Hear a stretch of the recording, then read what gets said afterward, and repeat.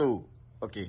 Kami dari KMP dan gabungan seluruh OKP yang tergabung dalam KMP Aceh akan mendeklarasikan pernyataan terhadap pencaplokan 4 pulau di Aceh Singkil.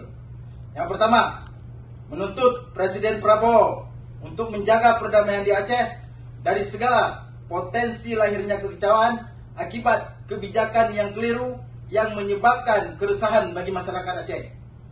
Yang kedua, menuntut Presiden Prabowo menghargai batas-batas teritorial Aceh berdasarkan landasan legalitas yang telah ada. Undang-Undang 24 tahun 1956, landasan sosiologis dan landasan historis. Ketiga, menuntut Presiden Prabowo untuk mencabut Kepmendagri nomor 300.2.2.2138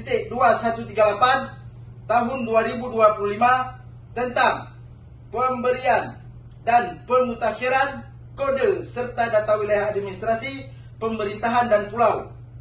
Yang keempat, menuntut Presiden Prabowo mencopot Mendagri Tito Karnavian dan Dirjen Bina Administrasi dan Wilayah Safrizal ZA karena membuat keresahan bagi masyarakat Aceh. Terima kasih. Kami ucapkan salam pemuda. Salam pemuda.